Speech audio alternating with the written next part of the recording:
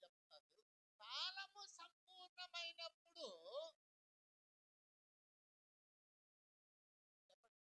కాలము సంపూర్ణమైనప్పుడు ఆ, పరిపూర్ణమైనప్పుడు దేవుడు ఆ స్త్రీ యందు పుట్టి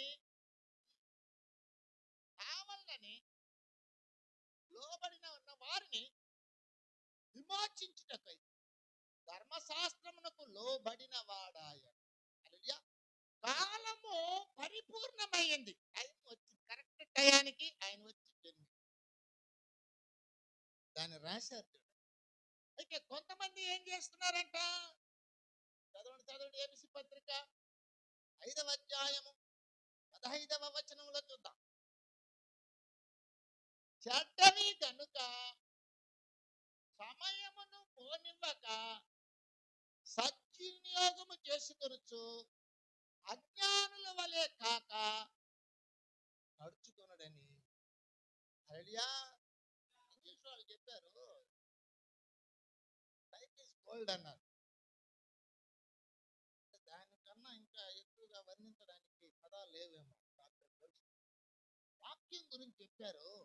వాక్యం గురించి ఏమన్నారు? మేలిమి బంగారు కన్నా చిన్నయైన. వాక్యం బంగారు కన్నా గొప్పదంట. హల్లెలూయా. ఈ రాజుని మళ్ళీ తీసుకొచ్చి నీళ్ళల్లో తీసుకుంటూ దాన్ని అడ్డుపడం. ఇక్కడ మాత్రం అందరూ వాక్యం వింటే మీరు బాగుంటారు. మీరు బాగుండాలనో లేదంటే విజయరాజు బాగుండాలనో మీరే నిర్ణయాలు. దేవుని వాక్యము మేలిమి బంగారు కన్నా కోరదగినది, సమయము బంగారు కన్నా విలువైనది. మీకు సమయము పాటించే అనుభవం ఉండాలి. వాక్యాన్ని వినడానికి సంపాదించుకోవడానికి మీకు ఆశ. అప్పుడు మీరు దేవుల్లో బలపడడానికి వేరే వేరే ఆలోచనలతో మనం దేవుని సన్నిధికి వెళ్ళడంలో ఆలస్యం చేసామనుకోండి, దీవెనలు కూడా మన దేవుళ్ళు కోల్పోయిన తర్వాత మనం చేసుకునే పనులు, మనం చేసుకునే కార్యకలాపాల వల్ల అవన్నీ ఖర్చు అయిపోయేటివి. ఇది ఒక్కటి మాత్రమే ఆదాయకరమైన పని. నీకు దేవుని దగ్గర నుంచి ఉచితంగా నీ బ్రతుకంతటి మీద వచ్చేది ఏంటంటే దైవ కృప. ఈ దైవ కృప ఏమవుతుందంటే దేవుని యొక్క సన్నిధిలో సంఘములో ఆరాధించే సమయంలో దిగి వస్తుంది. పరిశుద్ధాత్మ ద్వారా దేవుడు మనకు కృపనిస్తున్నాడు. అందుచేత మనం ఏం చేయాలి? సమయాన్ని పాటించాలి. సమయానికి యేసయ్య కాలము పరిపూర్ణమైనప్పుడు స్త్రీ యందు పుట్టాడు. హల్లెలూయా. హల్లెలూయా. అందుచేత చాలా చక్కగా గమనించవలసిన వారమే. యేసుక్రీస్తు పుట్టుక మనకు ఏమి నేర్పిస్తున్నదంటే, యేసుక్రీస్తు జన్మించినది లేదా యేసుక్రీస్తు జన్మించినప్పుడు ఏమవుతుందంటే అందరూ పరలోక సైన్య సమూహం అంతా కూడా ఆ సమయానికి కరెక్ట్ గా ఏం చేస్తుంటే కాచి పెట్టుకొని వచ్చి ఇక్కడ ఇంతనే పరలోక సైన్య సమూహము ఏం చేస్తుందంట? చదవండి 14వ వచనము, లూకా సువార్త 2వ అధ్యాయం 14వ వచనం. స్థలములలో దేవునికి మహిమ. హల్లెలూయా. హల్లెలూయా. యేసయ్య భూమి మీద జన్మించిన వెంటనే ఏమి జరిగిందంటే మనకు ఏమి నేర్పిస్తుంటే దేవునికి ఫస్ట్ మహిమ కలిగి దైవ కార్యం భూమి మీద లేదా నీ కుటుంబంలో లేదా నీ జీవితంలో ఏమి జరిగినా మొట్టమొదటిగా ఫస్ట్ ఆ సమయంలో దేవునికి మహిమ.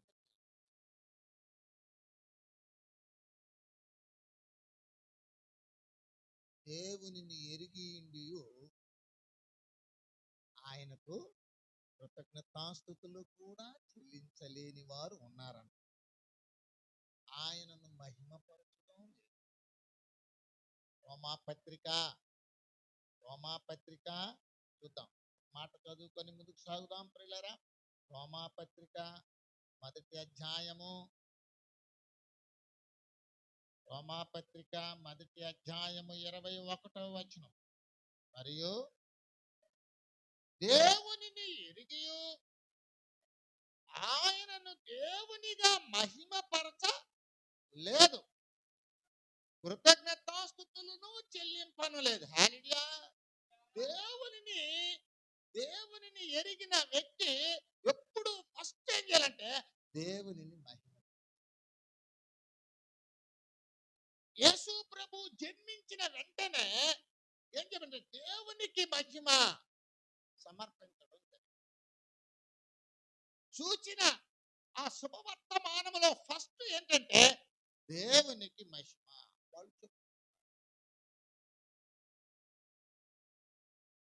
నేర్చుకోవాల్సిన విషయం ఏంటంటే యేసయ్య భూమి మీద జన్మించిన తొలి గడియలోనే దేవునికి మహిమ కలిగి, యేసయ్య ద్వారా దేవునికి మహిమ మహిమ మహిమ స్తోత్రాలలో నుంచి ఉద్భవిస్తుంది. స్తోత్రాలు, స్తుతులు, స్తోత్రాల ద్వారా మహిమ దేవునికి. భూమి మీద అటువంటి పరలోక సైన్య సమూహము దిగి ఎప్పుడు కూడా స్తోత్రాలు చెల్లించిన దాఖలాలు లేవు. అలా ఆ శబ్దం భూమి మీద వినిపించింది, వాటిని లిఖించారు. చూడండి, యేసయ్య జన్మించిన తోడనే దేవునికి మహిమ కలిగి. యేసయ్య నీ హృదయములో జన్మించిన తోడనే దేవునికి మహిమ కలిగి. నీవు దేవునికి మహిమ చెల్లించే సమూహంలో ఇది నీకు నేర్పిస్తుంది. ఎందుకంటే దేవునిని ఎరిగి ఉండి దేవునికి మహిమ చెల్లించలేదు జనాలు. దేవుడిచ్చినట్టు గొప్ప జీవితాన్ని అనుభవిస్తూ మహిమను కోల్పోయారు ఆదాము అవ్వలు. అందువలన పెదవులతో దేవుని స్తోత్రించే వాళ్ళు ఎక్కువగా కనిపిస్తుంటున్నారు, కానీ హృదయపూర్వకముగా దేవుని మహిమపరిచే వాళ్ళు కావాలని దేవుని వాక్యం మనకు తెలియజేస్తుంది. యేసు ప్రభు వారు జన్మలో నుంచి పునరుత్థాన ఆరోహణం వరకు మనము చూస్తుంటున్నాము. మరి దేవునికి మహిమ కలిగించే కార్యాలే చేస్తారు. అంచేత క్రిస్మస్ దినములలో యేసుక్రీస్తు జన్మించిన ఆ దినాన్ని మనం క్రిస్మస్ పండుగ అని చెప్పుకుంటూ ఉన్నాం. మరి ఆ దినంలో జరిగినట్టు ఆ యొక్క పరిస్థితులన్నింటినీ సందర్భాలను బట్టి మనం చూస్తుండగా దేవునికి మహిమ కలిగింది. మనకు ఏం నేర్పిస్తుందంటే క్రిస్మస్ దేవునికి మహిమ కలిగించాడు. హల్లెలూయా, హల్లెలూయా. నీవు దేవునిని మహిమపరిచే అనుభవంలోనికి రావాలి. దేవుడు నేర్పిస్తుంది. అందుకే మనల్ని పుట్టించింది, అందుకే మనల్ని పెంచుతున్నది, అందుకే ఈ భూమిని సృష్టించింది, అందుకే ఈ దేవునికి చెందవలసిన మహిమ అన్యాక్రాంతమైపోతున్నది. నేటి దినంలో కూడా చాలా మంది ఏమైపోతున్నారంటే దేవుని మహిమపరచడంలా దేన్నో కనపరుస్తున్నారు. ఈవెన్ నేటి దినంలో సండే ఆరాధన దినం, నువ్వు టైం ఫాలో చేయలేకపోతున్నావు. నీ టైం ముందుగానే దేనికో అప్పగించేసావు, నీ సమయాన్ని దేనికో వెచ్చించేసావు. కాబట్టి ప్రభువును మహిమపరిచే సమయాలకు వచ్చే లోపల నీకు ఏమైపోయిందంటే అక్కడ నీ విషయాల్లో నువ్వేం చేస్తున్నావంటే దాన్ని పరిపూర్ణంగా దేవునికి మహిమ చెల్లించే అనుభవంలోనికి రాలేక. నువ్వు ఆలోచించు, సమయాన్ని పాటించగలుగుతున్నావా? హల్లెలూయా. ఇంకా రేపు చూడేమే, రేపైతే ఇంకా వండడాలు, వాడ్చడాలు, అది చేయడాలు, వాళ్ళని పిలవడాలు, వీళ్ళని పిలవడాలు, ఇదే జరిగిపోతుంది.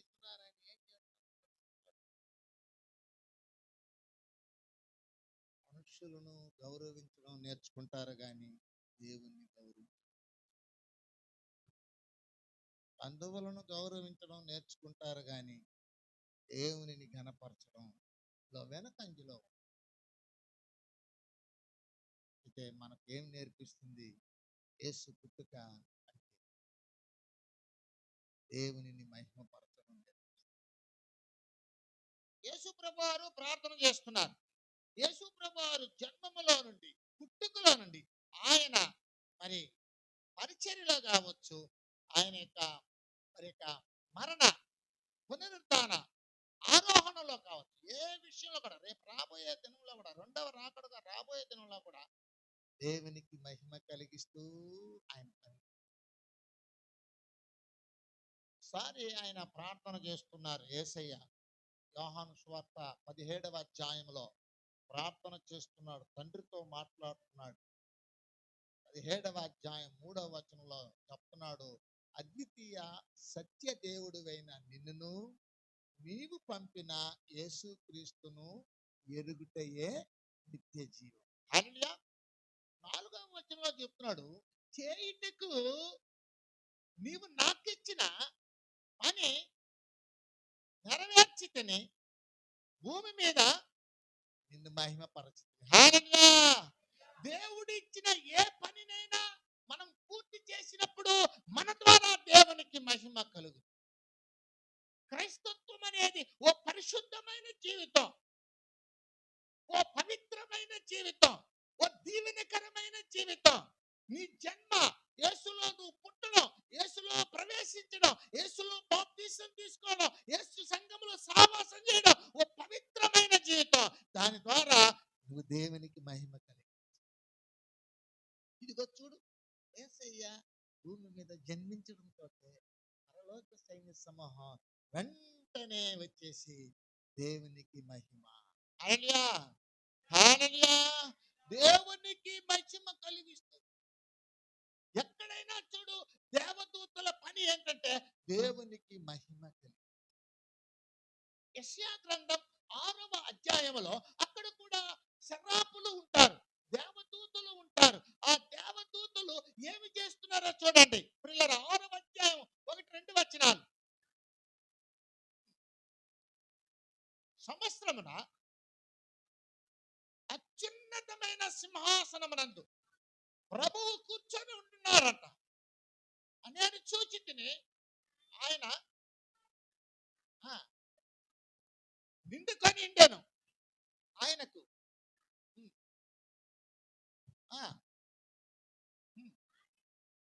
రెక్కలుండెను. ప్రతివాడు 2 రెక్కలతో ముఖమును కప్పుకొనుచు ఎదుర్చుండెను. వారు సైన్యములకు అధిపతియగు యెహోవా పరిశుద్ధుడు, పరిశుద్ధుడు, పరిశుద్ధుడు, సర్వలోకము ఆయన హల్లెలూయా సర్వలోకము మహిమతో నిండి ఉన్నది. హల్లెలూయా. ఒక పదం కొరకే నేను చదవమంటే దాన్నే ముందుకు రండి. మీకు ఒక ఐడియా చెప్తా. బంధువుల దగ్గర పోయి కూర్చుంటారు, బాగా ప్రేమగా మాట్లాడు, పాఠాలు చెప్పే టీచర్ దగ్గర కూర్చుంటారు, హోదా బాగా విని పరీక్షలు బాగా పాస్ అవ్వడానికి. జీతాలకు ముందు వెళ్ళిపోతారు, ఎందుకంటే డబ్బులు బాగా ముందుగా తీసుకుని. ప్రభు దగ్గరకు మాత్రం ముందుగా కూర్చోరు. హల్లెలూయా. ఒక షాప్లో ఒక లైన్లో 4 కూర్చోరు. ఏసీ బస్ అనుకున్నాం అనుకో, అక్కడైతే పల్లి వెలుగు కాదు. హల్లెలూయా. కాబట్టి అందరూ ఒకసారి ముందుకు వచ్చేస్తే స్థలం వెనక మీరు కూడా అయ్యా ముందుకు రావచ్చు. కొట్లాడుతో పాటు పిల్లితో పాటు బాగా మంచి పిల్లలుగా ఉన్నాయి. దేవుడు ప్రభు అయిన యేసుక్రీస్తుకి ఇచ్చిన పని ఏంటంటే, భూమి మీద మొట్టమొదటి పని ఏంటంటే శరీరధారిగా జన్మించడం. ఆ పని ఎప్పుడైతే ఆయన కరెక్ట్గా చేశాడో దానివల్ల దేవునికి మహిమ. హల్లెలూయా. నీవు ఎందుకు చర్చిలోకి వచ్చావంటే యేసుక్రీస్తులో జన్మించడానికి, యేసుక్రీస్తులో జీవించడానికి వచ్చావు. ఆ పని కరెక్ట్ గా నువ్వు చేయగలిగితే నువ్వు నీ వలన దేవునికి, ఆ పని కరెక్ట్ గా నువ్వు చక్కగా చేయలేదనుకోండి, ఆ పని చేయకపోవడం వల్ల దేవునిని మహిమపరచను లేదు, కృతజ్ఞతాస్తుతులను మనల గురించి మనం కానీ అర్థంలో చూసుకున్నామంటే మనం ఎంత అందంగా ఉన్నామో తెలిసిపోతుంది. ఏం అందమా? ముక్కు నోరు ఉండడం కాదు, ముక్కు నోరు అందంగా ఉండడం కాదు, జీవితం జీవితం ఎంత అందంగా ఉంటుందో తెలుసు. హల్లెలూయా. తెలియని వాళ్ళకి ఎందుకన్నా బిడ్డలతో ఏగే పని, వాళ్ళకి వదిలేస్తే వాళ్ళకి చేసుకుంటారు. మనం వాక్యం వింటాం, మనం దేవుని వాక్యం కొరకు వచ్చాం, వాక్యం వినేయాలి. నువ్వు వంతుకు వచ్చాయి వాళ్ళతో వద్దును. వాళ్ళు చెన్నై వాళ్ళు అట్నే ఉంటారు. వాళ్ళు చెన్నై వాళ్ళు అంటే చెడగొట్టేవాళ్ళు అని అర్థం అని మనం అనుకోవాలి. హల్లెలూయా. వాళ్ళ అమ్మమ్మ ఏమో భద్రంగా ఉంది, మనమే ఇక్కడ చెడిపోతున్నాం. వాళ్ళ అమ్మమ్మ బాగుంటుంది ఎప్పుడు. హల్లెలూయా. గమనించాలి. ఏం చేయాలండి? దేవునికి మహిమ కలిగించాడు యేసయ్య. మనకి ఏమి నేర్పిస్తుంటే నీవు నీ జీవితం ద్వారా దేవునికి మహిమ కలిగి,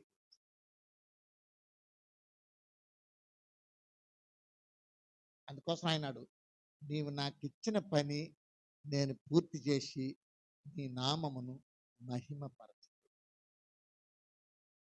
ప్రతి ఒక్క దేవుని బిడ్డ ప్రతి క్రియలోను, ప్రతి పనిలోను దేవుడు మనకిచ్చిన బాధ్యతలో, దేవుడు మనకిచ్చిన పనిలో దేవుడు మనల్ని ఎందు నిమిత్తం ఏర్పరచుకున్నాడో ఆ ఆ యొక్క సంకల్పాన్ని బట్టి మనం దేవుని మహిమపరచాలి.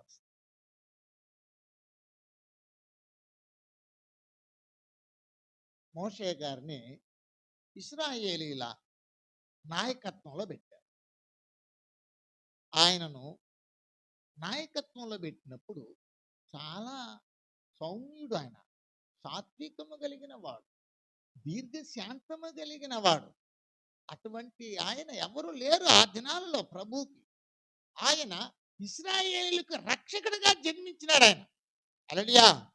ఇశ్రాయేలుకి రక్షకుడిగా జన్మించినాడు. అయితే ఒకానొక సందర్భంలో దేవునిని మహిమపరచలేదు అని చెప్పి కానాను దేశంలో అడుగు పెట్టడానికి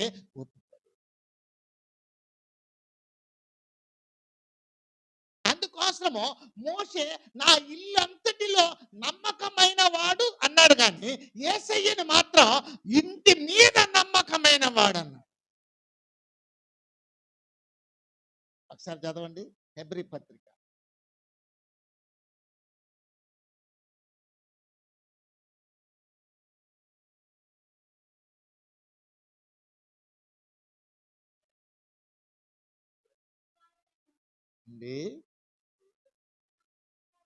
ఉన్నాడు. ఎన్నో వచనం? 6, 3, 6. 6వ వచనం, 3వ అధ్యాయం 6వ వచనం. అయితే క్రీస్తు కుమారుడయ్యండి, ఇంకా 5వ వచనం చదవాలి, 5వ వచనం చదవాలి. ముందు చెప్పబోవు సంగతులకు సాక్షార్థముగా మోషే పరిచారకుడయ్యండి దేవుని ఇల్లంతటిలో నమ్మకముగా ఉన్నాడు. అయితే క్రీస్తు కుమారుడయ్యండి నమ్మకముగా ఉన్నాడు. హల్లెలూయా. ఈయన ఇంటి ఇల్లంతటిలోనూ నమ్మకముగా ఉన్నాడు. ఎవరు? ఈయన. అయితే ప్రభువు ఇంటి మీదే నమ్మకముగా ఉన్నాడు. ఈయన లోపల వరకే ఉన్నాడు. ఆయన లోపల బయట అంతగా ఆ రక్షకుడు, ఇశ్రాయేలీల రక్షకుడుగా పేరు పుట్టిన మోషే మరి కనాను దేశంలోకి వెళ్ళలేదు, అడుగు పెట్టలేదు. కారణం ఏంటి చెప్పండి? మీరు అహరోను, మోషే, మీరు రండి, మీరు ఈ ప్రజల ఎదుట నా నామమును మీరు మహిమపరచండి. చూడండి, మనం వెళ్దాం, సంఖ్యాకాండంలోకి వెళ్దాం.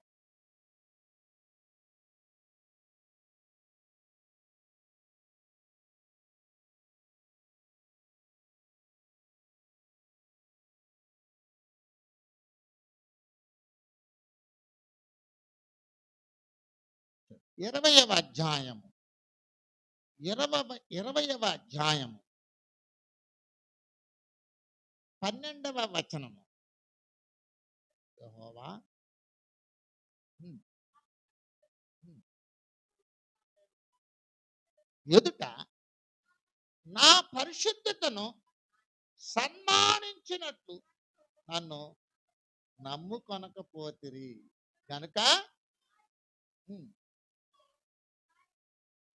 దేశము మీరు తోడుకొని పారు. హల్లెలూయా.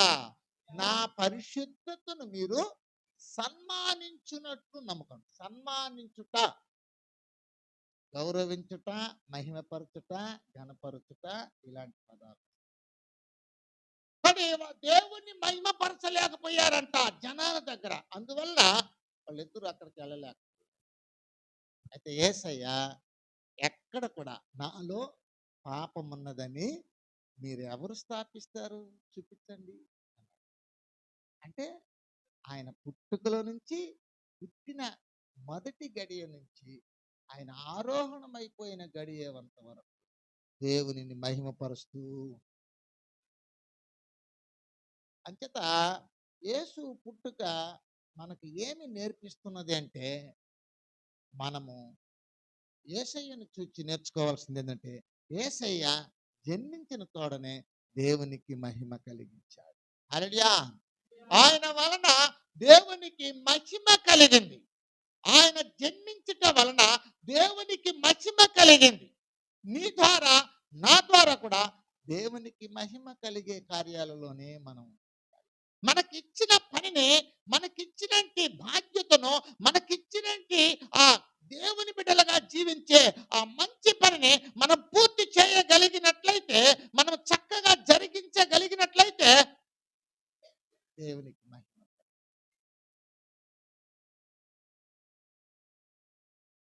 యెషయా గ్రంథంలో ఒక మాట ఉంది. 48వ అధ్యాయము 11వ వచనంలో ఏం చెప్పబడుతుందో చూడండి. నా నిమిత్తము చేసేదను, నా నామము నా మహిమను. హల్లెలూయా. దేవునికి రావలసిన మహిమ నీ ద్వారా ఎవరికి వెళ్ళిపోవడం ఆయన ఒప్పుకో.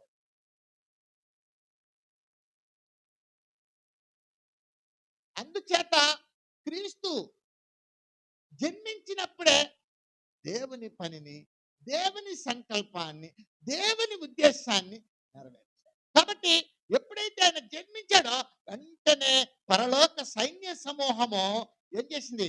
ఆకాశంలోకి వచ్చి ఏంటంటే దేవునికి మహిమ. ఏదైతే కోరుకుంటున్నాడో, దేవుడు ఏదైతే సంకల్పించాడో, ఏ ఉద్దేశంతో ఆయన పుట్టిస్తున్నాడో ఆ ఉద్దేశంలో మొదటిది ఏంటంటే దేవునికి మహిమ. ఈ మహిమ స్తోత్రాలతో, స్తుతులతో ప్రారంభమయ్యి దేవునికి మహిమ కలిగిస్తుంది, ఘనత కలిగిస్తుంది. ఈ స్తుతులు మహిమ కలిగించే కార్యాలు. అంచేత మహిమని చెప్పుకున్న మనం ఎక్కడి నుంచి స్టార్ట్ చేస్తామంటే స్తుతి స్తోత్రాలు. ఈ స్తుతి స్తోత్రాలే దేవునిని మహిమపరుస్తుంది, ఘనపరుస్తుంది. ఇది కాదు. యేసయ్య పుట్టుక మనకి ఏమి నేర్పిస్తుందంటే, ఏం చేస్తుంది? యేసయ్య పుట్టడంతో దేవునికి మహిమ కలిగించి ఆ యొక్క కార్యాన్ని జరిగించాడు. ఆయన వల్ల దేవునికి మహిమ కలిగింది జన్మించడం వల్ల. ఆయనకు ఎవరు కూడా ఆయనకు రావాల్సిన మహిమను వేరే వాళ్ళకి ఇస్తే అది సమంజసం కాదు. అందుకే చెప్తున్నాడు, నాకు రావాల్సిన మహిమను నేను వేరే వాళ్ళకి ఇచ్చే వ్యక్తిని కాను. మనం ఎలా ఉన్నాం? ఇది మనం ఆలోచన. పరలోకం వెళ్ళాలన్నా ప్రభువును మహిమపరచక తప్పదు. ప్రతి విషయంలో, ప్రతి సమయంలో దేవునిని మహిమపరుస్తుంది. కష్టాలు వచ్చినా, బాధలు వచ్చినా, వేదనలు వచ్చినా అది ఒక పని నీకు. ఆ పనిని చక్కగా చేసి ప్రభువును మహిమపరచి పరలోకం కొరకు సిద్ధపడిపోవాలి. హల్లెలూయా, హల్లెలూయా. చూడండి, నిండు గర్భిణీ స్త్రీగా ఉన్నంటి కన్య మరియ ప్రసవ దినములు వచ్చినప్పుడు, కాలము సంపూర్ణమైనప్పుడు ఆమెకి ఎవరు ఆశ్రయం ఇవ్వకుండా ఆమెను తిరస్కరించినప్పుడు ఆ యేసేపు కావచ్చు, మరియ కావచ్చు, ఎంత ఇబ్బందులు పడి ఉంటారు. అప్పుడు దేవుని కార్యము జరగలేదని నిరుత్సాహపడలేదు.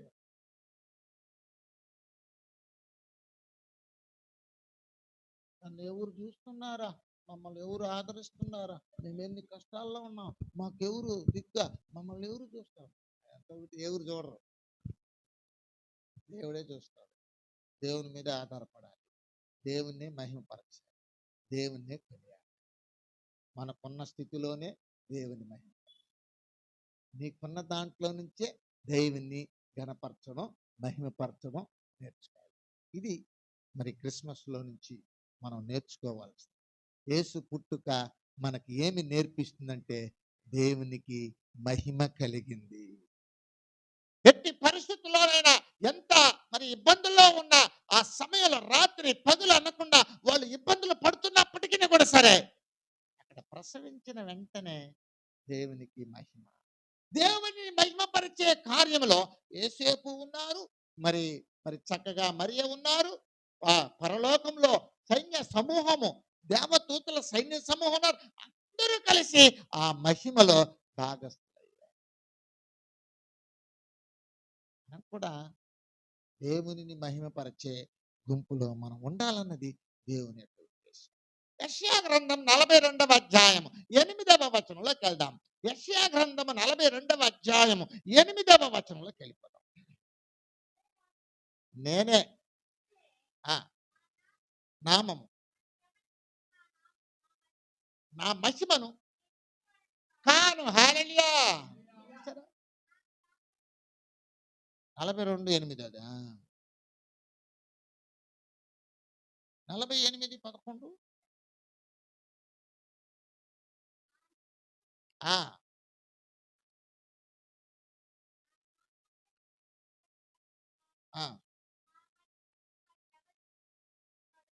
హల్లెలూయా. అక్కడ కూడా అట్నే అనేస్తున్నాడు అండి, ఎక్కడ కూడా ఇట్నే అనేస్తున్నాడు. హల్లెలూయా. దేవునికి ఆయన మహిమ వేరే వాళ్ళకి ఇచ్చేస్తే ఒప్పుకోడు, ఆయన్నే మహిమపరచు. అందుకే మనల్ని ఈ భూమి మీద పుట్టించింది. హల్లెలూయా. యేసు క్రీస్తు జన్మించినప్పుడు ఆయన జన్మ ద్వారా మనకు నేర్పిస్తున్నట్టు సత్యం ఏంటంటే, యేసయ్య పుట్టిన తోడనే దేవునికి మహిమ కలిగించాడు, వచ్చింది, నెరవేర్చాడు ఆ పని. నువ్వు యేసులో పుట్టిన మొదటి దినం నుండి నువ్వు చనిపోయేంత వరకు దేవునిని మహిమపరిచే పనిలో నువ్వు ఉండాలి. ఇది నేర్పిస్తుంది యేసు పుట్టుకలో మన లేఖనాలు ఇది చూపిస్తుంది. కాబట్టి మనము దేవునికే మహిమ కలిగించాలి. ఈ దినంలో ఆయన పరలోకంలో ఉన్నాడని దేవుని వాక్యం మనకు చెప్పబోతుంది. పరలోకంలో కూడా సైన్య సమూహం అంతా కూడా ఈ పనిలోనే ఉంటారు. హల్లెలూయా, హల్లెలూయా. పరిశుద్ధుడు పరిశుద్ధుడు పరిశుద్ధుడు పరిశుద్ధుని గాన ప్రతిగానాలతో శరాపులు దూతలు దేవునిని మహిమపరచరి అని ఇంతకుముందు మనం చదువుకున్నాం. ఎక్కడైనా కూడా సరే దేవునికి మహిమ కలగాలి. దేవుడు ఎవరిని భూమి మీద పుట్టించినా వాళ్ళని బట్టి దేవునికి మహిమ కలగాలి.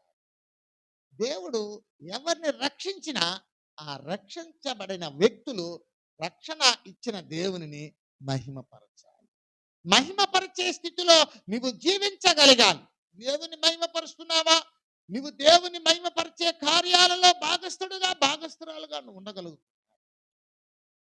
దేవదూతలు వాళ్ళు ఆత్మరూపులైనప్పటికీ వాళ్ళు భూమి మీదకి రావడానికి సిద్ధంగా వచ్చారు, దేవునిని మహిమపరిచేశారు. నువ్వు నేను దేవుని మహిమపరచాలన్నది దేవుని సంకల్పమై ఉన్నది. చూద్దాం 47వ అధ్యాయం యెషయా గ్రంథం 3వ వచనంలోకి వెళ్దాం.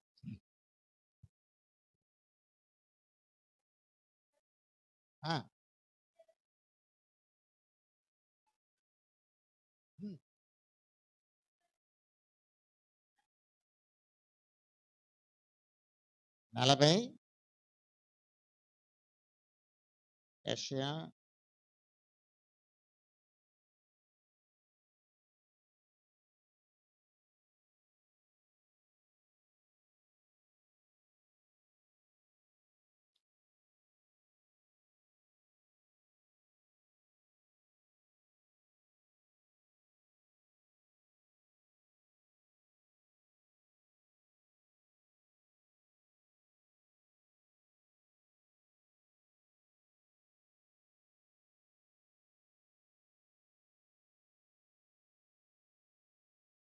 పదో వచనం చదువుకున్నాం.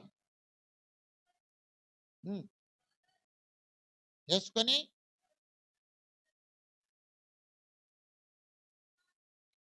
46:10 నా ఆలోచన నిలుచుననియు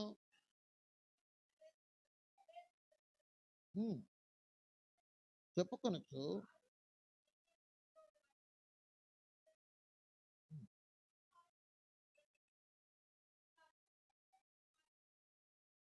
హల్లెలూయా. సమస్తమునకు ఆధార సంభూతుడనేది ఈ లేఖన భాగం ద్వారా మనకు చెప్పబడుతుంది. ప్రతి జీవి యొక్క జీవితానికి మూల పురుషుడు దేవుడు. ప్రతి వ్యక్తి భూమి మీద జన్మించిన తోడనే ప్రతి వ్యక్తి దేవుడు ఏ సంకల్పంతో సృజించినాడో వాళ్ళందరూ కూడా ఆ యొక్క పనిని నెరవేర్చుకుంటూ దేవునిని మహిమపరుచుకుంటూ జీవించవలసినటువంటి కార్యం. అలాగనే యేసయ్యను భూమి మీద ఎందుకు జన్మింపజేశాడు, కుమారుడుగా ఎందుకు వచ్చాడంటే ఆయన ఇచ్చిన పనిని పూర్తి చేసి చేయవలసిన పనిని చేసి దేవునిని మహిమపరచడం కొరకు. అంచేత ప్రతి మనిషి దేవునిని మహిమపరిచే కార్యంలో ఉండాలి. నీ ద్వారా దేవునికి మహిమ కలగాలి. రేపు మరి చనిపోయి తిరిగి లేచిన తరువాత అనగా పునరుద్ధానులైన తర్వాత ప్రభు రాజ్యంలోకి వెళ్ళిన తర్వాత మనకు ఒకే పని ఏమిటంటే దేవుని మహిమపరచడం. అట్లని ప్రకటన గ్రంథంలో మనకు చూపబడినటువంటి ఒక సత్యాన్ని చూసి మనం ముందుకు సాగుదాం. 4వ అధ్యాయము 11:4 4:11 4వ అధ్యాయము 11వ వచనం.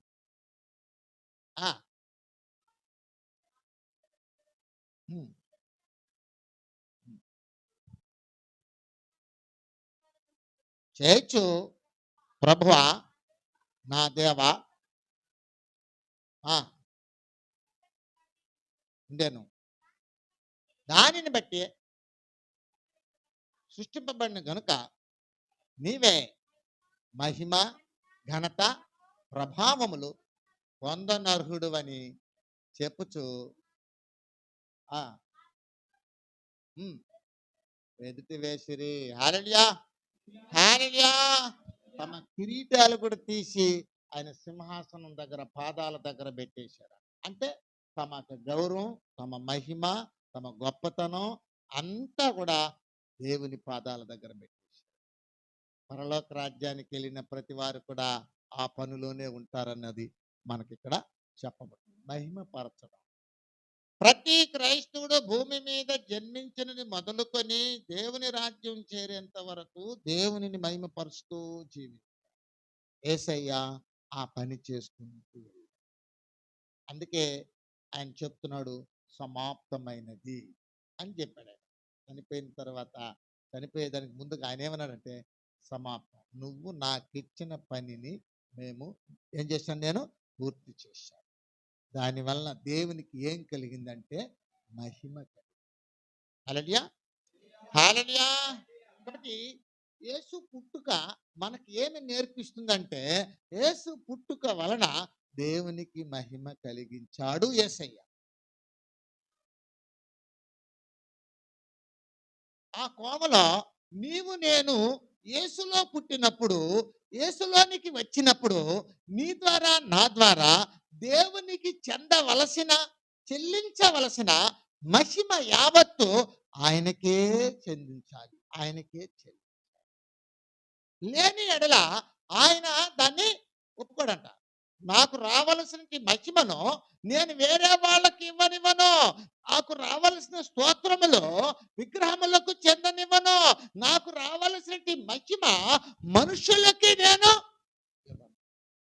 చాలా మంది మనుషులు ముఖస్తుతి అంటారు. ఏంటది? ముఖస్తుతి అంటే ముఖాలు చూసి మాట్లాడుకోడు. ముఖాలు చూస్తేనే వాళ్ళని కనపరుస్తుంటారు, వాళ్ళు మహిమపరుస్తుంటారు, వాళ్ళ గురించి పొగుడుతూ ఉంటారు. ముఖస్థుతి ఎప్పుడు వస్తుంది తెలిసిన? ఏదైనా శరీర సంబంధమైన పోషణకు లేదంటే అవసరాలకు సంబంధించినటువంటి సహాయాలు పొందుకున్నప్పుడు వాళ్ళని ఘనంగా మహిమపరుస్తారు. హల్లెలూయా. బుద్ధి కూడా కొద్దిగా తెచ్చి పెట్టుకుంటే బాగుంటుంది. వాక్యం ఇంత బాగుంది అనేది గుర్తుపెట్టుకోవాలి. హల్లెలూయా. గనుక ఏం చేయాలండి? దేవుని మహిమపరిచే పనిలో మనం ఉండాలి.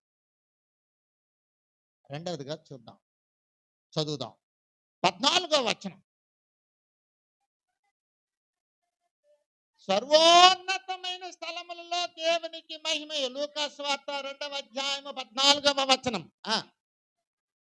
ఆయనకి ఇష్టలైన మనుషులకు సమాధానము కలుగును గాక. హల్లెలూయా, హల్లెలూయా. మనకు యేసు పుట్టుక ఏమి నేర్పిస్తుందంటే, మొదట దేవునికి ప్రాధాన్యత ఇవ్వాలి, తరువాత మనుషులకి.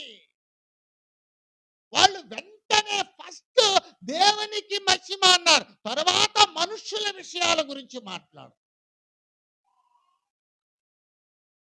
మొట్టమొదటిగా ఏం చేయాలంటే, ముందుగా దేవునికి, వెంటనే దేవునికి, ఫస్ట్ దేవునికి మహిమ చెల్లించే కార్యాలలో మనిషి ఉండాలి. మనుషులను మధ్య పెట్టించుకునేది కాదు, మనుషులను గణపరుచుకునేది కాదు. అందరూ దేవుని గణపరు.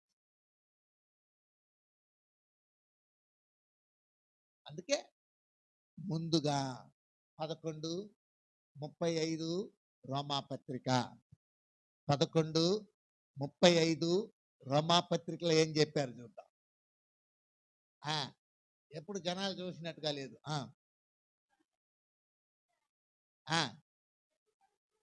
ముందుగా ఆయనకిచ్చి ప్రతిఫలము పొందగలవాడు ఎవడు? హల్లెలూయా. ముందుగా మొదటిగా దేవుణ్ణి స్తుతించాలి, ఉదయాన్నే దేవుణ్ణి మహిమపరచాలి, ఉదయాన్నే దేవుణ్ణి గణపరచాలి. ఫస్ట్ ఏదైనా కూడా సరే దేవునికి కృతజ్ఞతాస్తుతులు, దేవుణ్ణి మహిమ. హల్లెలూయా. కొంతమంది బాగా సంపాదించుకొని బాగా తిని మిగిలిన దాన్ని అప్పుడు ఎక్కువ మొత్తం యేసయ్య. కొంతమంది నిద్ర లేస్తానే లోకపు ఆలోచనలో లేస్తారు. ప్రభువుని ప్రార్థించుకొని వెళ్దాం అనేది అంటే ఫస్ట్ సమయాన్ని దేవునికి ఇవ్వరు, ఫస్ట్ శాలరీ దేవునికి ఇవ్వరు, ఫస్ట్ టైట్స్ దేవునికి ఇవ్వరు. ఫస్ట్ వాళ్ళల్లో దేవుని యొక్క నామమును మహిమపరిచే అనుభవం ఉండదు. వీళ్ళు చూడు, పరలోక సైన్య సమూహం వచ్చి ఏమి నేర్పిస్తున్నారంటే, ఫస్ట్ దేవునికి మహిమ.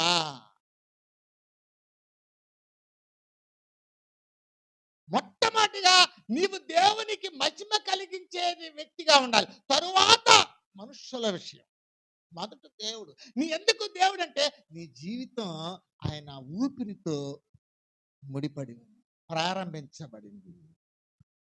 నీవు చేసుకుంటున్న పని ఆయన బలముతో ముడిపడి.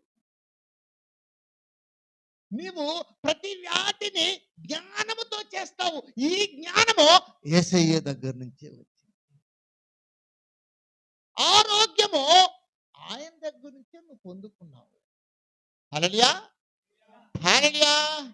నీ యొక్క జీవము దేవునిదే, నీ శరీరము దేవునిదే, నీ బలము దేవునిదే, నీ ఆరోగ్యము దేవునిదే, నీ ఆయుష్ దేవునిదే.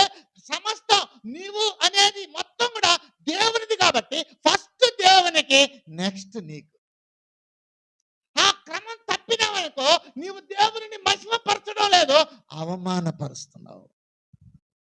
ఈలాగా దేవునిని మహిమపరిచే క్రమములో లేకపోవడం వల్ల చాలా మంది చాలా దైవికమైన ఆశీర్వాదాలు కోల్పోతున్నారు.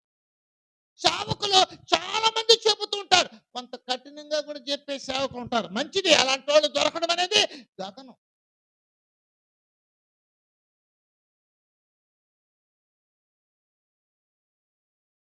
ఫస్ట్ దేవునికి, నెక్స్ట్ నీకు. ముందుగా ఆయన మహిమపరచు, ఆయన ఘనపరచాలి, ఆయనను స్తోత్రించాలి. ప్రతి విషయంలో స్తోత్రం. హల్లెలూయా. సరే, మరియను చూద్దాం. మరియ ఏం చెప్తుందో చూడండి. మొదటి అధ్యాయం 46వ వచనం, లూకా సువార్త మొదటి అధ్యాయం 46వ వచనం. ఆ ఆ నా ప్రాణము ప్రభువుని ఘనపరుస్తున్నది. హల్లెలూయా. నా ప్రాణము దేవుని మహిమపరుస్తున్నది. ఈ కన్యకగా ఉన్నప్పటికీ నా పరిశుద్ధాత్మ వలన నేను గర్భము ధరించి ఆ యొక్క శిశువుకు తల్లి కాబోతున్నాను. ఇది మహా గొప్ప కార్యం, ఎవ్వరికి లేని భాగ్యం నాకు ఇచ్చాడు. కాబట్టి నా ప్రాణం దేవుని మహిమపరుస్తుంది. ఫీల్ అవ్వడంలా. అసలు చెప్పాలనుకుంటే ఆమెకి చాలా చాలా మరి అవమానంతో కూడినదిగా ఉంటుంది మనుష్య రీతిగా దాన్ని ఆలోచిస్తే. కానీ ఆమె మనుష్య రీతిగా ఆలోచించడంలా దైవికంగా ఆలోచిస్తుంది. కాబట్టి దేవునిని ఘనపరుస్తుంది. హల్లెలూయా. ఒకసారి మనం యోబు దగ్గరికి వెళ్దాం. యోబు దగ్గరికి వెళ్తే ఆయన ఏం చేస్తున్నాడో చూద్దాం, గమనించాలి. యోబు గ్రంథము మొదటి అధ్యాయము 21వ వచనం. 21వ వచనం. వచ్చి తిని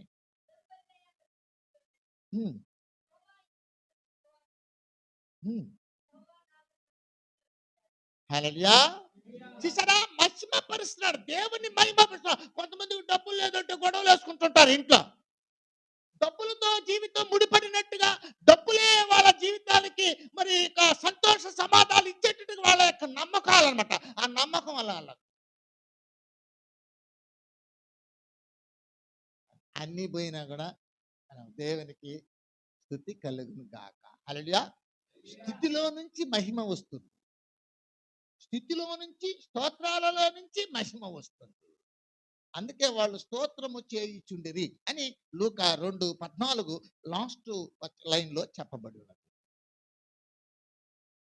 ఈ యోబు గారు తనకు తానే చెప్పుకోవడమే కాకుండా 2వ అధ్యాయం 10వ వచనంలో తన భార్యకు కూడా ఏం చెప్తున్నాడు చూడండి. అందుకతడు మాట్లాడుచున్నావు,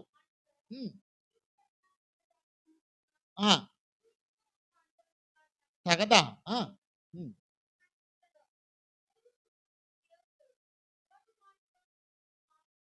హల్లెలూయా. చాలా మంది సులువుగా చిక్కులు పెట్టు పాపం. ఏంటది?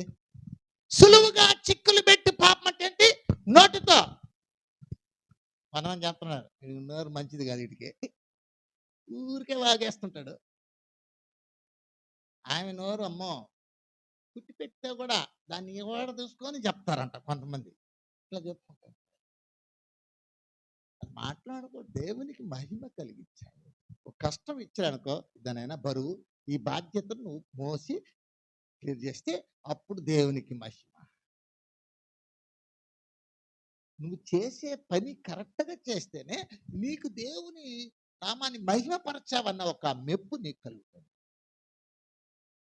ప్రభువు మెచ్చుకునివాడు యోగ్యుడు, తన్ను తాను మెచ్చుకునివాడు యోగ్యుడు కాడు. హల్లెలూయా. వినాలి, ముగిచ్చేద్దాం త్వరగా. ఎందుకంటే పాపం మీరు ఇప్పుడు కొంతమందికి గుడ్డలో ఆడ టైలర్ అంగిట్లో ఇచ్చేసినాము, ఆయన ఎప్పుడు ఇస్తాడో ఏమో, ఆడిస్తాడో ఈడో కానీ పాస్టర్ వాడంగిడి మూసుకొని పోయేంతవరకు ఈయన వదిలేటట్లేదు. ఇట్లాంటి పనిలో ఉంటారు. వీళ్ళకి మహిమంతా ఆడుంటుంది. చల్లా గుడ్డలు వేసేస్తే అప్పుడు మహిమలో పడినట్టుగా ఉంటుంది అనమాట. అందులో కూడా మహిమలో నుంచి అధిక మహిమలోకి వెళ్ళిపోయినట్టుగా ఫీలింగ్ అనమాట. అట్లాంటి వాటితో అవ్వదు, అదొక సంతోషం అంతే. హల్లెలూయా. ఇప్పుడు మంచు బాగానే ఉంది, నిద్రబాబాకండి. మంచులో నిద్రపోయినట్టుగా నిద్రబాబాకండి, హ్యాపీగా ఉండండి. హల్లెలూయా. కాబట్టి ఫస్ట్ ఏం నేర్పించింది? యేసు పుట్టుక దేవునిని మహిమపరచడం జరగాలి, ఆయన అది చేశాడు. రెండవది ఏం జరిగింది? రెండవది అంటే మొట్టమొదటిగా దేవునికి ఫస్ట్ ప్రాధాన్యత. నెక్స్ట్ మనకు ఫస్ట్ ప్రాధాన్యత దేవునికే ఇవ్వాలనే సూత్రము అక్కడ దేవదూతల ద్వారా మనము బోధించబడుతున్నాం. నీ కష్టం కాదు, నీ బాధ కాదు, నీ సౌకర్యం కాదు, నీ సుఖం కాదు. దేవుడు నిన్ను నియమించిన పనిని నువ్వు చక్కగా చేసినప్పుడు ఫస్ట్ దేవునికి కృతజ్ఞతాస్తుతులు మహిమ చెల్లించే అనుభవంలో మనం అందరం ఉండాలి. ఇది నేర్పిస్తుంది. హల్లెలూయా. మూడవది చెప్పి ముగిద్దాం. చదువుదాం. 2వ అధ్యాయం 14వ వచనం. స్థలములలో మహిమయు మనుషులకు హల్లెలూయా హల్లెలూయా. యేసయ్య పుట్టుకలో నుంచి మనకు నేర్పిస్తున్నట్టు మూడవ సత్యం ఏంటంటే, యేసయ్య పుట్టడం వల్ల భూమి మీద మనుషులకు సమాధానం తెచ్చాడు. హల్లెలూయా. అలా నీవు యేసయ్యలో పుట్టడం వల్ల మనుషులతో సమాధానము కలిగి ఉండాలి. నీ ద్వారా సమాధాన సంబంధమైన సువర్తమానము ప్రకటించాలి. వాళ్ళు ప్రకటించిన సువర్తమానములో ఏముందంటే, మనుషులకు సమాధానము కలుగును గాక. హల్లెలూయా. మత్తయి సువార్త 5వ అధ్యాయంలో యేసు ప్రభువు వారు ఓ మాట చెప్పారు. చూద్దాం. 9వ వచనం. ధన్యులు వారు దేవుని కుమారులు అనబడుదురు. హల్లెలూయా. సమాధాన పరచువారు ధన్యులు. యేసయ్య ఇప్పుడు సమాధాన సువార్తను మనకు అప్పగించాడు. ఆ సైనికులు, దేవదూతల సైన్య సమూహము సమాధాన సువార్తను ప్రకటించారు. వాళ్ళు దేవుని మహింపరిచారు. యేసయ్య మనకు సమాధానం తేవడం వల్ల దేవునికి మహిమ. నీవు ఇతరులతో నీవు సమాధాన సంబంధమైన సువర్తమానము ప్రకటిస్తే దేవునికి మహిమ కలుగు. ఇదే మత్తయి సువార్త 5వ అధ్యాయం 16వ వచనంలో ఓ మాట చెప్తున్నారు ప్రభువారు. చూద్దాం. మనుషులు మీ సత్క్రియలను చూచి పరలోకమందున్న మహిమపరచినట్లు వారి ఎదుట వెలుగు ప్రకాశింపనీయుడి. దేవునిని మహిమపరచాలి. అందులో నీ యొక్క సమాధాన సంబంధమైన సువర్తమానమును లేదా సత్క్రియలను చూచి వాళ్ళు కూడా దేవుని మహిమపరచాలి. ఇలా నీ ద్వారా దేవునికి ఇతరులను బట్టి కూడా మహిమ కలుగు. యేసయ్య జన్మించడంతోడే మనుషులకు సమాధానం తెచ్చాడు. ఆ మనుషులకు సమాధానం తేవడం వల్ల దేవునికి మహిమ. నీవు కూడా మనుషులకు సమాధాన సంబంధమైన సువర్తమానమును ప్రకటించగలిగితే మనుషులకు సమాధానం ఉంటుంది. అప్పుడు నువ్వు దేవుని కుమారుడు అనబడతావు. అందువలన దేవునికి మహిమ కలుగుతుంది. నీ జీవితం అంతా కూడా మరి యేసయ్య పుట్టుకలో ఉన్న ఒక మంచి మహిమకరమైన కార్యాలలో భాగస్థులుగా ఉండడానికి మరి నేర్పిస్తున్నాడు ఆయన. నువ్వు సమాధానమును తీసుకొని వెళ్తున్నావా? నీ కుటుంబంలో సమాధానమును నీవు వెదజల్లుతున్నావా? సమాధానముతో ఉండగలుగుతున్నావా? యేసయ్య నీతో మరి ఉండాలంటే, నీలో రావాలంటే, నీ కుటుంబంలో ఆయన మరి యొక్క వాక్యం మరి పుట్టాలంటే, నిలవాలంటే మరి నీవు సమాధానకరంగా జీవించాలి. యేసయ్య సమాధానం తేవడం వల్ల దేవునికి మహిమ కలిగి. హల్లెలూయా. అంత మాత్రమే కాకుండా యేసు ప్రభువారు యోహాను సువార్త 17వ అధ్యాయంలో ఈ మహిమను గురించి మాట్లాడుతున్నాడు. తండ్రితో మాట్లాడుతున్నాడు. ఏమని మాట్లాడుతున్నాడు చూద్దాం ప్రియులారా. 17వ అధ్యాయం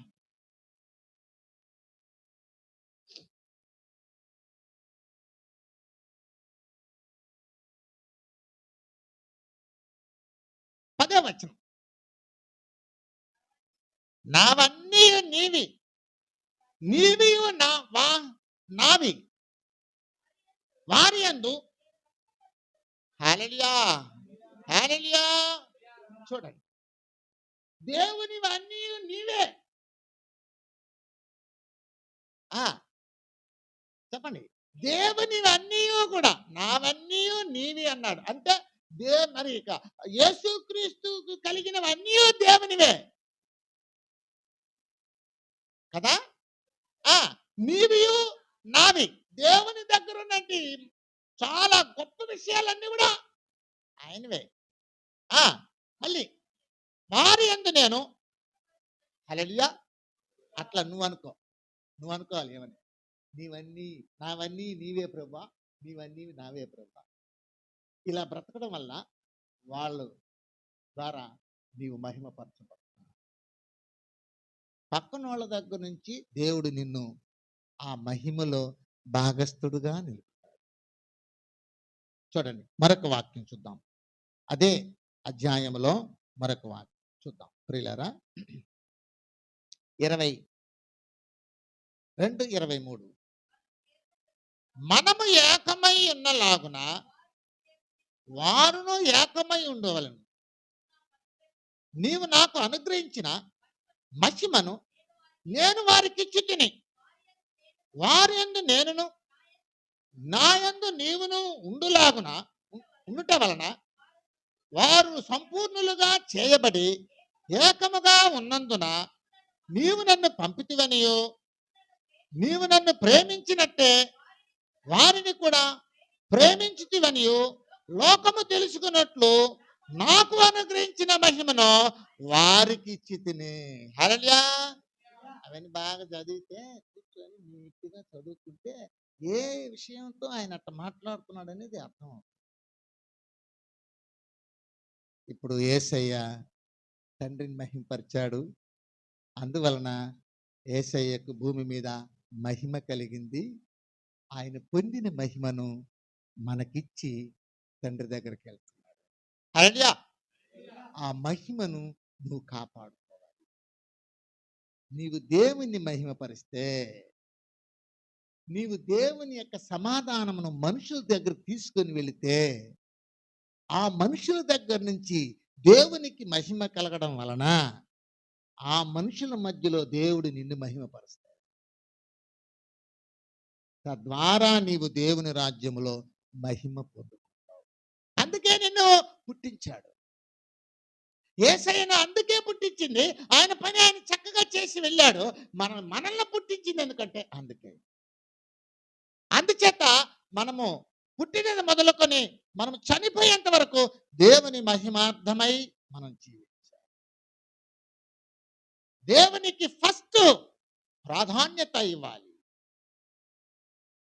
దేవుని మహిమపరుస్తూ సమాధానమును తీసుకుని వెళ్ళి జనుల దగ్గర మనము జీవించాలి.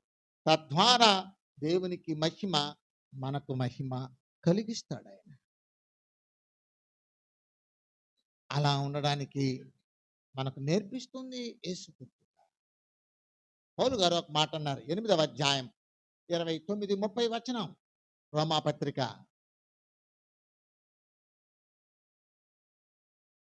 ఎందుకనగా అనేక సహోదరులలో జ్యేష్ఠుడగినట్లు దేవుడు ఎవరిని ముందుగా ఎరిగనో కుమారునితో సారూప్యము గలవారగునట్లు అవుటకు నిర్ణయించెను. మరియు పిలిచెను. ఎవరిని పిలిచెను వారిని నీతిమంతులుగా తీర్చెను. హల్లెలూయా హల్లెలూయా. ఇది లాస్ట్ అండ్ ఫైనల్ జరగబోయేది అదే, మహిమపరుస్తుంది. మనం ఇక్కడ భూమి మీద మన పుట్టుకలో నుంచి మనం ఎట్లాగా దేవుని మహిమపరుస్తామో, దేవునికి ప్రాధాన్యత ఇస్తామో, దేవుని సమాధానం తీసుకుని వెళ్ళి ప్రజల్లో ప్రకటిస్తామో, వీటన్నిటి వల్ల దేవుడు భూమి మీద మనకును మహిమ కలిగిస్తాడు. తద్వారా మనం దేవుని రాజ్యంలో మహిమ పొందే అవకాశం ఉంది. అంటే యేసయ్య జీవితంలో జరిగింది. మన జీవితంలో కూడా జరగవలసి. చాలా మంది ఏం చేస్తారు, చర్చికి రండి అంటే మాకు పని ఉండదు అయ్యగారు, మేము ఖాళీగా ఏం లేదు, రేపు వస్తాంలేండి, ఎల్లుండి వస్తాంలేండి, మా మాట లేకుండా. అలెలుయా. కొంతమంది చెప్తారా, ఇంకా నేను సిద్ధపడలేదంట. సిద్ధపడబాకు, యేసయ్య వచ్చి వెళ్ళిపోయేంత వరకు సిద్ధపడబాకు. ఆయన వచ్చి వెళ్ళిపోయినాడంటే ప్రాక్టీస్ లాగా. దీన్ని ఏమంటారు, ఇది ప్రాక్టీస్. పరలోక రాజ్యం కొరకు మనం ఎలా వెళ్ళాలో దాని గురించి ఇక్కడ నేర్చుకుంటున్నాం. సుప్రీంకోర్టు వాళ్ళు చెప్పినారు ఏమంట, వాళ్ళ సొంత గృహాల్లో కావచ్చు, వాళ్ళు ఉండే నివాసంలో వాళ్ళు ప్రాక్టీస్ చేసుకోవచ్చు వాళ్ళ దేవుని గురించి అన్నారు. ప్రాక్టీస్ అంటే ఏంటి? ఎలా దేవుని తెలుసుకోవాలి, ఎలా మహిమపరచాలి, ఎలా దేవుని రాజ్యానికి వెళ్ళాలి, వీటన్నింటి గురించి ఇక్కడ నేర్చుకుంటాం అంతే. భక్తి, ఈ మతకార్యం, నాకు పని ఉండింది, నేను రాలేదు, ఏం చేయమంటావు, మేము ఏదో చేసింది చేసినాంలే, మాకు వచ్చింది పాడినాంలే, మేము నచ్చింది ఇచ్చినాంలే, ఇదంతా నీ ఇష్ట ప్రకారంగా చేసుకునేటట్టుగా ఉంటే ఇంక దేవుడు ఎందుకు, ఇంక నీకు పరలోకం ఎందుకు, రక్షణ ఎందుకు?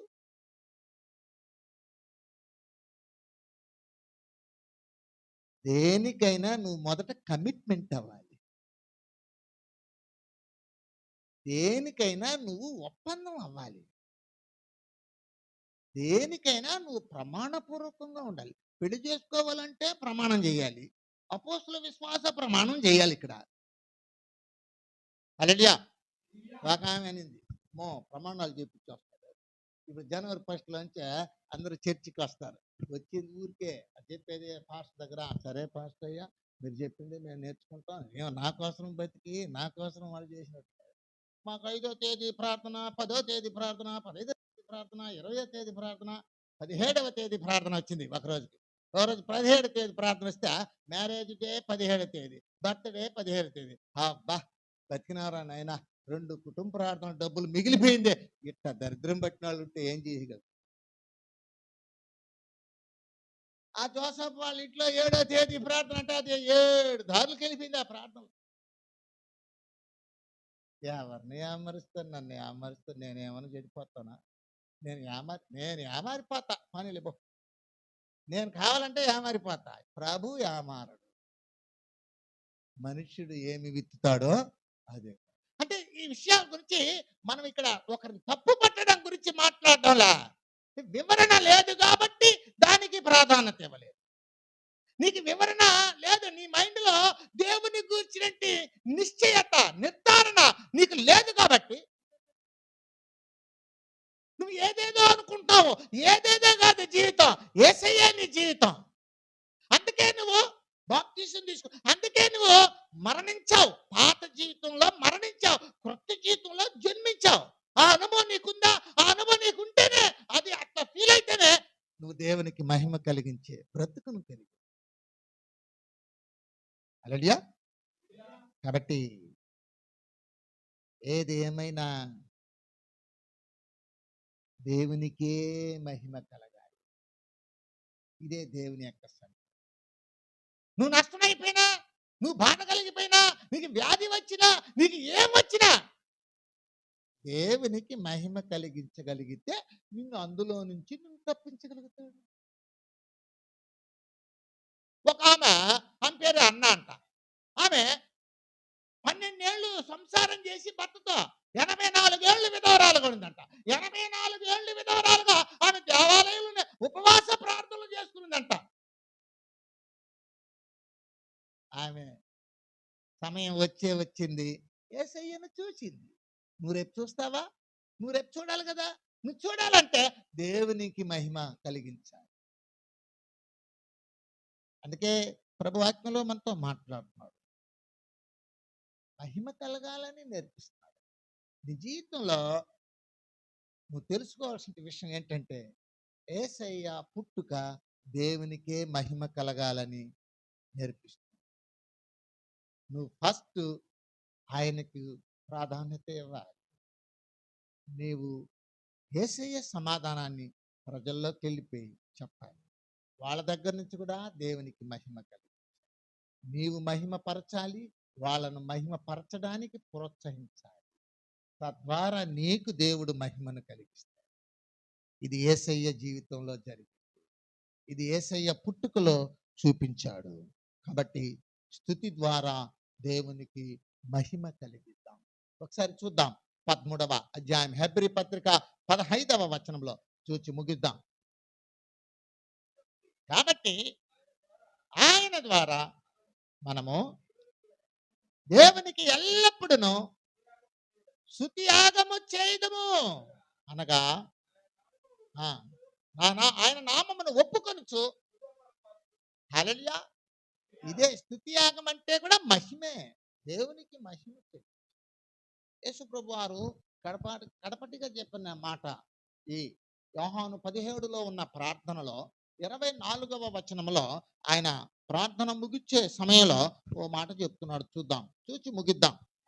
తండ్రి, నేనెక్కడ ఉందునో అక్కడ నీవు నాకు అనుగ్రహించిన వారును నాతో కూడా ఉండవలనని నీవు నాకు అనుగ్రహించిన నా మహిమ వారు చూడవలనని కోరుచున్నాను. హల్లెలూయా, హల్లెలూయా. చూసారా, ఆయన భూమి మీద దేవునిని మహిమపరచి, ఆయన భూమి మీద సమాధాన సువార్తను ప్రకటించి, ఆయన భూమి మీద దేవునికే మొట్టమొదటి ప్రాధాన్యతను ఇచ్చి, ఆయన జీవితంలో ఎన్ని జరిగినా దేవుని పనిని పూర్తి చేశాడు. కాబట్టి దేవునికి ఇచ్చే ఆ మహిమను ఆయన పొందాడంట. ఆ మహిమతో ఇప్పుడు అక్కడ ఉన్నాడంట. అది మనం చూడాలంట. అది ఆయన కోరిక. తండ్రితో మాట్లాడు, తండ్రి, నువ్వు నాకు ఇచ్చిన మహిమను వాళ్ళు చూడాలని నేను కోరుకు. ఎక్కడ చూడాలి చెప్పండి? ఎక్కడ చూడాలంట? అంటే దేవుని నువ్వు చూడాలంటే నువ్వు దేవుని రాజ్యానికి వెళ్ళిపోవాలి. దేవుని రాజ్యానికి వెళ్ళగలగాలంటే నువ్వు దేవుని మహిమపరచాలి. అవునా కదా? ఆయన అలా చేశాడంట. ఆయన అక్కడికి వెళ్ళాడంట. నువ్వు అలా చేయిస్తే నువ్వు కూడా ఆయన చూస్తావు. ఆయన మహిమలో నువ్వు పాలి భాగం. ఇది యేసు పుట్టుకలో నుంచి మనకు నేర్పిస్తున్నట్టు 3 సూత్రాలు. 1, నీవు యేసులో జన్మించిన నాటి నుండి దేవునికి మహిమ కలగాలి. 2, నీ జీవితంలో మొట్టమొదటి ప్రాధాన్యత ఎవరికో కాదు మహిమ చెల్లించడం, యేసుకే, దేవునికే మహిమ కలగడానికి మొదటి ప్రాధాన్యత ఆయనకే ఇవ్వాలి. తరువాత మనుషులు లేదా నీవు. 3వదిగా ఏంటంటే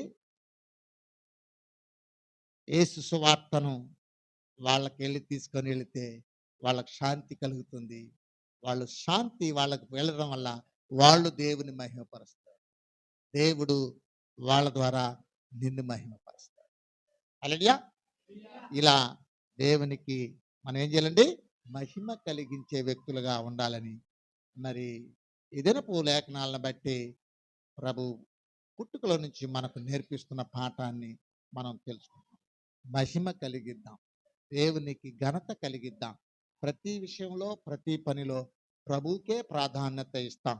దేవుని మహిమ సువార్తను ఇతరులకు తెలియబడదాం. ఆ రూపంలో కూడా దేవుని ఘనపరుద్దాం. అట్టి కృప ప్రభు మీకు దయచేసి దీవించి కాపాడను గాక. ఆమేన్. పాట పాడుకుంటుండగా కానుకలు సమర్పణ చేయుము.